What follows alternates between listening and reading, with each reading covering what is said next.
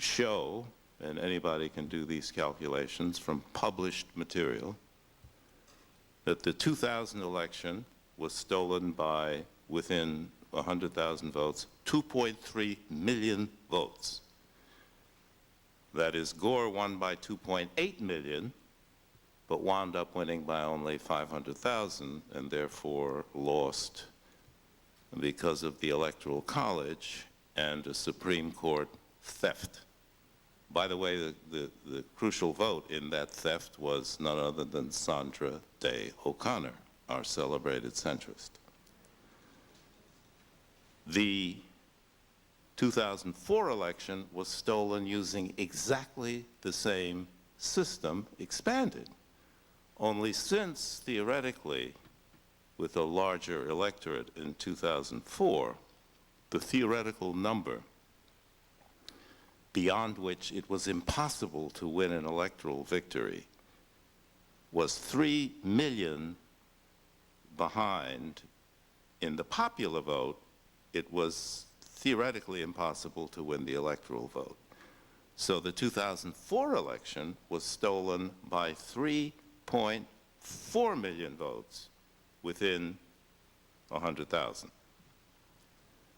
Now, I used a different method from others. That is, I followed the trail of the ethnic votes, black, white, Latino, Asian, and tracked those votes with verified and published figures through a process.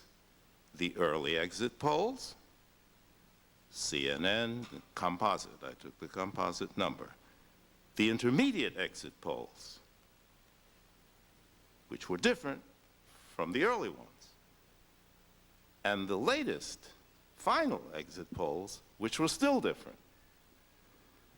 And in each different set of exit polls, the ethnic votes, white, black, Latino, Asian, were different, although in the first election, only the black vote and white vote changed. The Latino and Asian total vote remained the same. However, in the 2004 election, the system used to steal black votes, exactly 1.1 million are my figures from the way I did it. There was a huge variation in the Latino vote. Asian votes stayed the same. So white, black, and Latino votes changed greatly, okay, between the beginning and the end of the reporting of the exit polls. And if you do the arithmetic, sure enough, 2.1 million Latino votes were stolen, and 1.1 million, once again, try it once, do it again. Worked, what? Nobody called it first time, do it a second time. Now, you do the arithmetic, it's 1.1 and 2.1. You add that up, it's 3.2, right? Well, I get 3.4. Well, the calculations are supposed to be, they claim, within 1/10 of a million, there's 200,000 votes somewhere. Where'd they come from? Let's see if we can find them, okay? Sure enough, would you believe that the Nader vote in the official report in 2004 and 2000, both elections, is exactly 200,000 votes short of what was finally reported by the Census Bureau. So 200,000 Nader votes vanished each time. Check it out. These results are published now. I've invented nothing. Wow. You mean these jokers had nerve enough to disappear 200,000 Nader votes and tack them on to Bush and say they lost them? Sure enough, I checked the exit polls the official reports of the New York Times each election. Very interesting coincidence. The New York Times reports 2 days after the election, Thursday. The election's Tuesday, New York Times comes out on a Thursday, 2 days later. Then they have the overall summary, the official count, you know, all fixed up and so on, the real stuff is on Sunday. And I look at the 2000 election, the two reports, they're different. They're quite different. Wait a hot minute here. The official returns vary from in 4 days? Yeah, wait a minute. Something. I had a neighbor lived down the street, a retired bus driver, a wonderful guy, used to be a core activist, and he had this saying. He said, Paul, something in the milk ain't clean. Okay, well, something in the milk really is not clean here. So now, let's take a look at the New York Times exit official reports from Thursday to Sunday, both years. It's fascinating. Now, they have it by white, black, Hispanic, Asian. And they have it in percentages of the total vote, okay? How many Latino votes, how many black votes, how many white votes, how many Asian votes. Well, on Thursday, it's very interesting. In 2000, the white vote is 77% of the total, and the black vote is 11% of the total. Okay, let's check that out Sunday. Ooh, look at here. White vote is 78%. That's 1% higher. Now, 1% of about 100 million or 90-some million white votes is exactly 1 million, ain't it? Ooh, and look at here. Look at this. Well, there are a lot of coincidences here, but this conspiracy buff is going to make something of it. How about that? Would you believe that the black vote is not 11%, but 10%? Now, the black vote goes from 11% to 10% of the total. That's 1% of the total. And the white vote goes up the same 1%. Okay, 1 million out, 1 million in. Now, but wait a minute. You said 1.1 million, right? Well, I'm a stickler. I mean, I'm going to find 100,000 votes if I can. Sure enough, I decided to check what's called the invalid votes.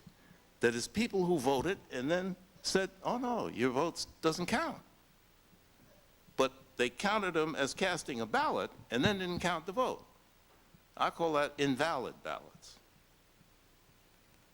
And I checked out, you know, how many invalid ballots were there? Because you can calculate that easy enough. But back to the point here, what happened to all of the black invalid votes in the different exit poll reports and whatnot? Well, very interesting. It turns out there weren't many black votes for Nader, but there were 100,000 in 2000. 100,000 black votes. Wouldn't you know, those invalid black votes for Nader, exactly 100,000, vanished. Ooh, where'd they show up? Ooh. Bush went up exactly 100,000. How's that?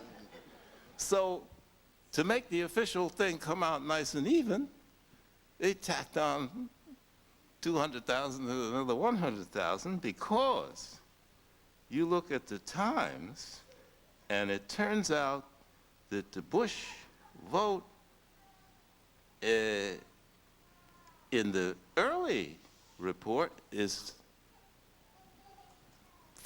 exactly 300,000 short of the late report. So they bring it up so it's nice and even. How about that?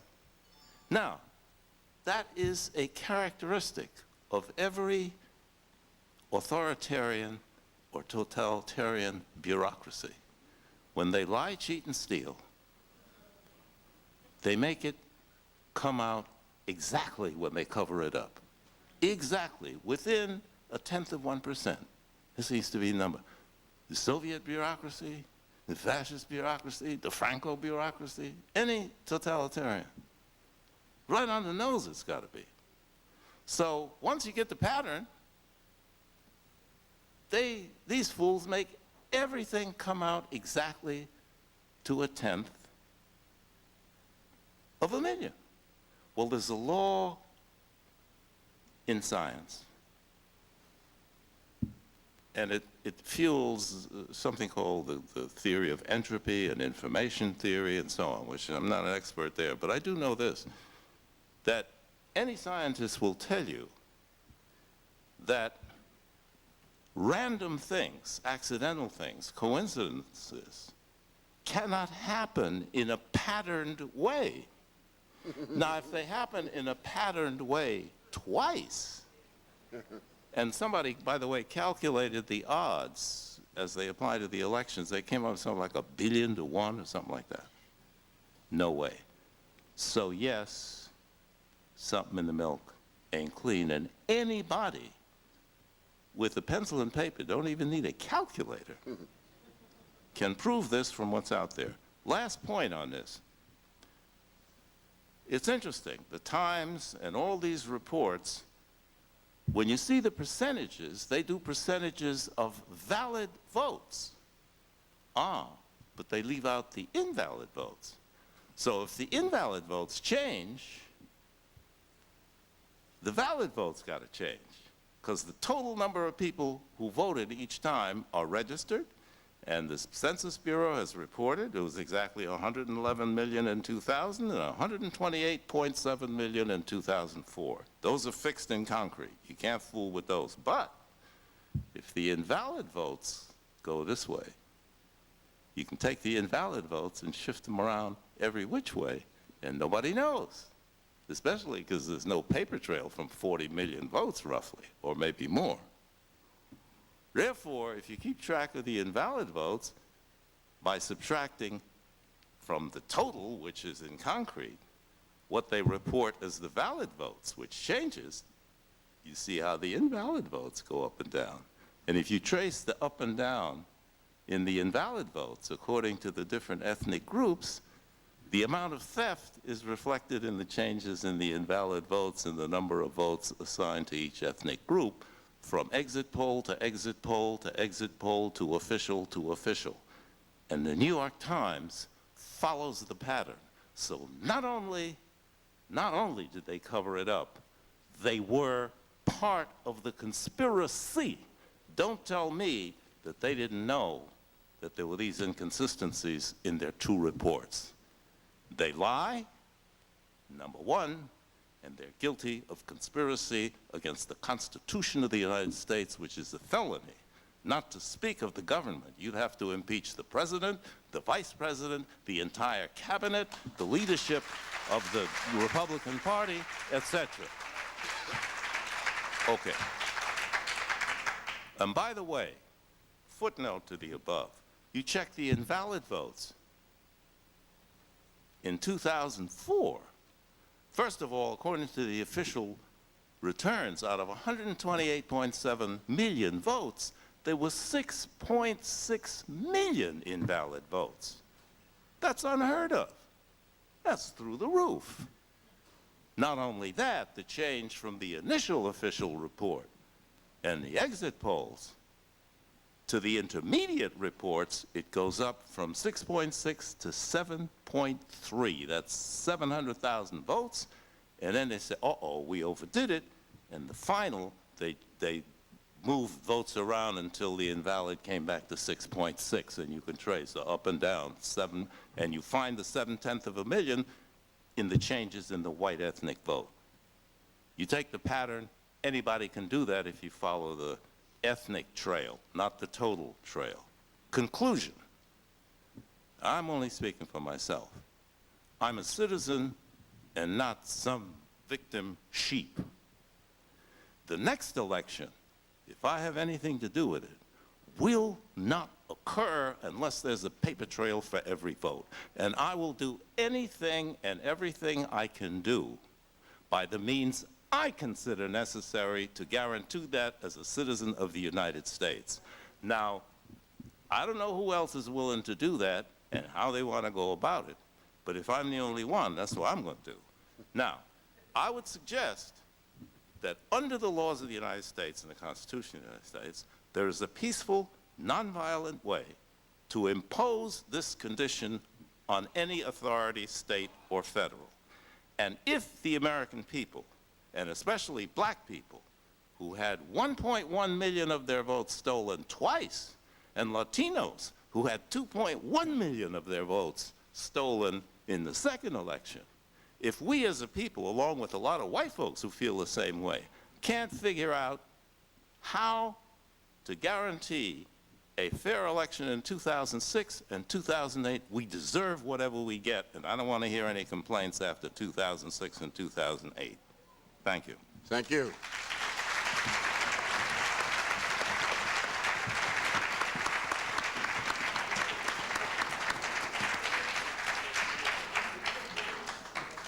I have to introduce him. I misspoke myself originally. Mr. McWarther, did I pronounce your name correctly? Close enough. McWarther was not here at the time, but there he is. He's joined the panel at the end there, the only reason we saved you for last. He is a senior fellow at the Manhattan Institute, author of New York Times best-selling book, Losing the Race. Most recently, author of Winning the Race, Beyond the Crisis in Black America.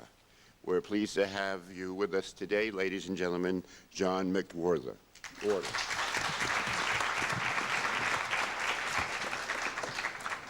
There isn't much left to say on this issue based on all the things that have been said before. I think that we can accept that it's particularly true that in 2004, there were serious discrepancies in what went on, particularly in Ohio, as well as in other states, and most definitely there was a disproportionate impact on the black American vote.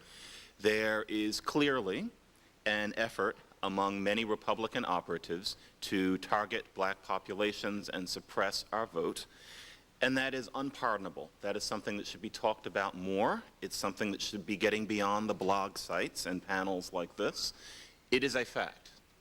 What's important, though, is that if we understand what a problem that is, that we realize that saying it here, or reading about it on the internet, or being angry about it, is only the beginning and not important in itself.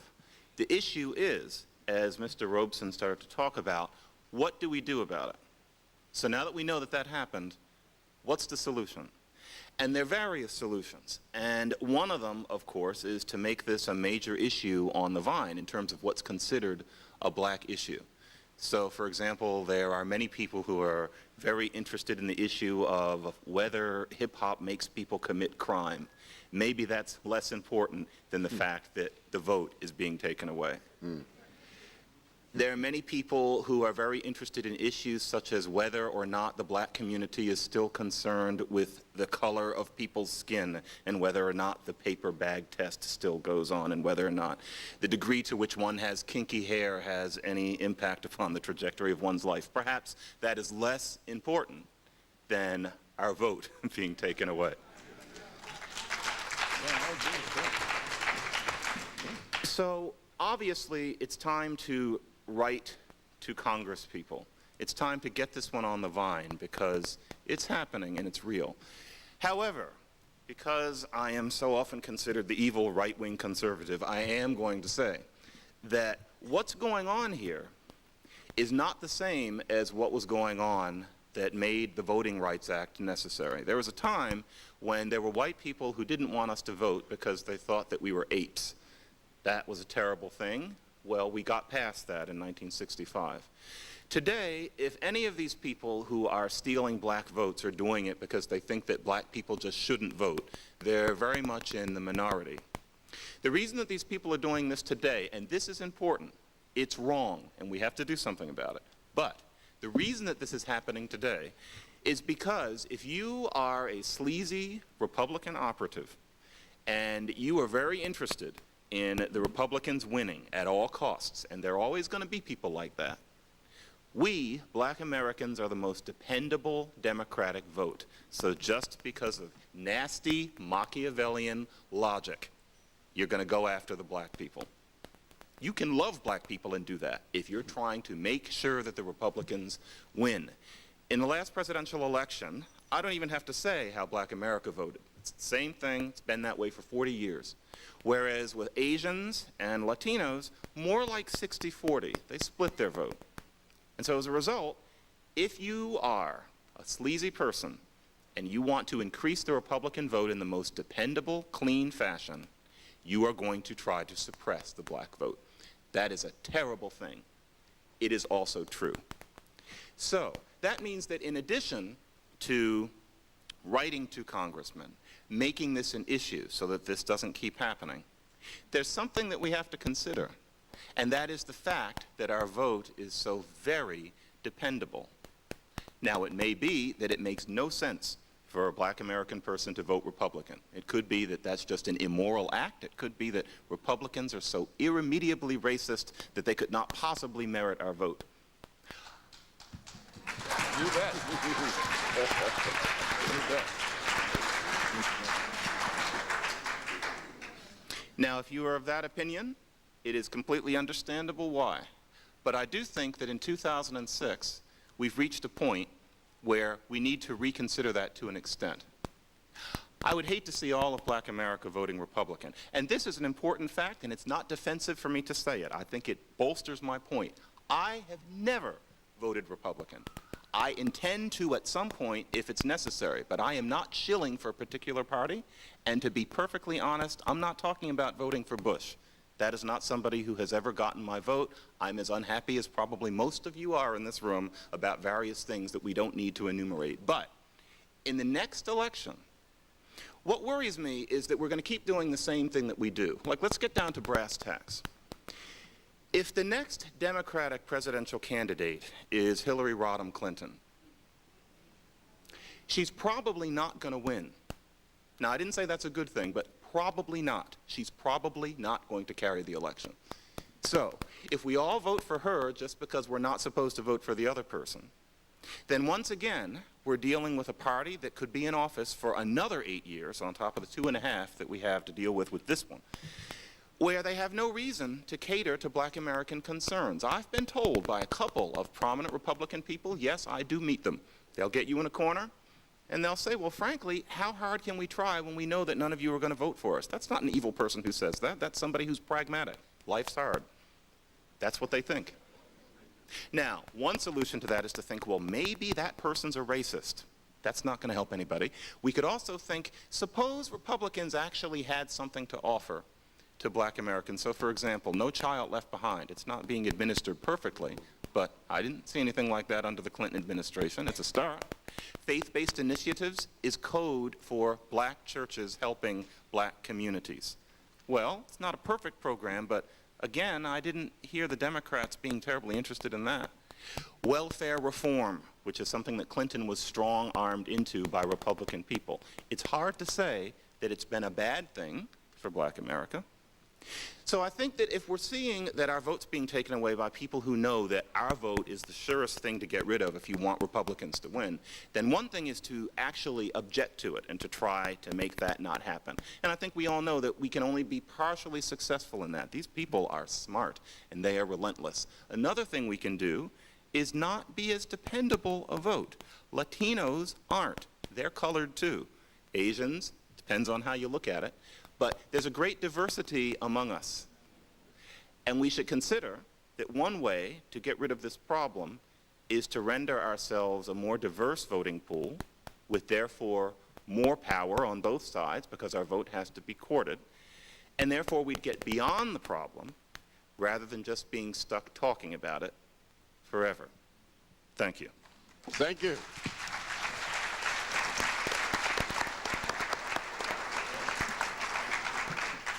Well, when we started in the green room, there was a little discussion about how long the opening statements should be, and we wanted to keep them short because we wanted time for other stuff. Well, here we are, and I'm being told we have 5 minutes left to do the rest of the stuff, so I'm going to forego my questions, and I think, can we take a question from the audience, or? Yes? No? Pardon me? We'll take a question from the one lucky audience member will get to actually ask a question. Ask it for all of us, please. Anyone? Would like to ask a question? Okay. We got one person. That's You have one person? Thank you. And by the way, right now I'd like to thank our panel for being here today and really opening my eyes from a number of angles on this whole issue.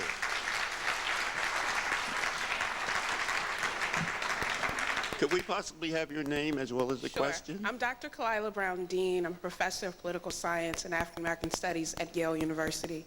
And I wanted to follow up on Mr. McWhorter's comment. We've talked a lot about the Republican Party, but when will we start holding Democrats accountable for allowing this election engineering to occur, and in many ways undermining the vote of the very people who get them into office and keep them there? So how do we promote accountability and punish them at the ballot box if they're not affirming democracy? By not voting for them. That's the issue.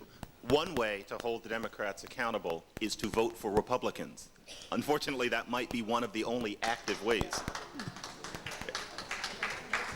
Anybody else very briefly want to comment on that question? Well, just Very briefly. Very briefly, I think one of the things that we're not talking about, whether it's these activists who are talking about the election, is that what we're seeing are the contemporary features of racism. Professor McWhorter said that the lack of vote in 2000 and 2004 is not akin to what we had pre-65. I'd actually disagree. I'd say that what we're seeing are modern day features of post-civil rights, post-black power racism. And that's something that Bill Cosby doesn't get.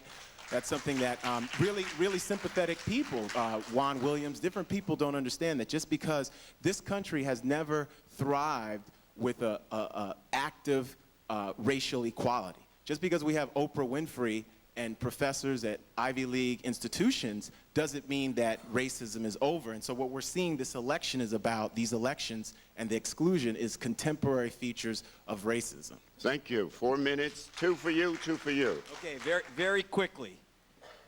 I have to say, listening to Professor's question about how do we punish the Democratic Party, and the answer is to vote Republican.